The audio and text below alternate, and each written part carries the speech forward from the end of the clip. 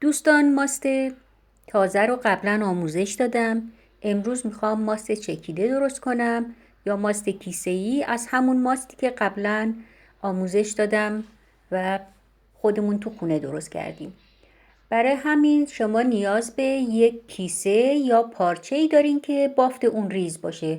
من کیسه رو چپه میکنم که طرف درز اون بیرون باشه و طرف راست اون داخل باشه، یعنی ماست رو داخل اون میریزم، داخل طرف راست اون میریزم.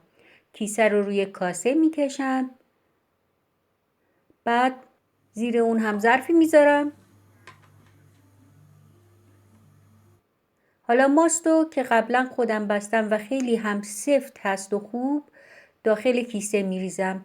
من ماستو خیلی وقت تو این کوزه ها درست میکنم، کوزه های سفالی که هم نوع بدون لعاب اون هست و هم نوع لعاب دارش. من ترجیح دادم از نوع بدون لعاب اون استفاده کنم به دلیل اینکه ماستی که در این کوزه بسته میشه کاملا سفت و درست حسابیه. یعنی تا زمانی که ماست توی این کوزه میمونه اصلاً ترش نمیشه و یه ماست شیرین و سفت و خوب دارین. حالا ماست رو توی کیسه میریزم. همینجوری هم ماستمون مثل ماست کیسه‌ای هستش یا ماست یونانی.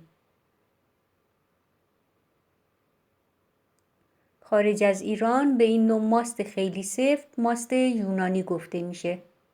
حالا میبینین که آب ماست شروع میکنه به خارج شدن. من کیسه رو روی یه سبد میذارم، میتونین از جایی هم آویزون کنین.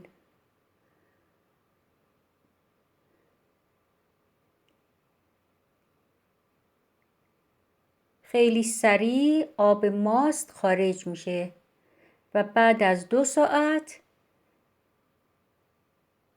کامل آب ماست خارج شده. ببینین ماست به این سفتی این همه آب داشت. آب ماست مثل آب پنیر وی نامیده میشه که میتونین با مراجعه به کانال های سلامت و تندرستی خواص اونو پیدا کنین.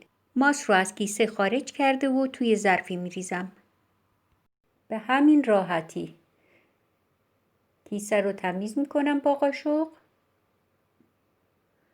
میبینین که یه ماست خیلی سفت و خوب داریم که میتونیم با اون انواع ماست ها مثل ماست موسیر، ماست و کاکوتی، ماست و نعنا و هر ماست دیگه ای که خودتون در نظر دارین درست کنین.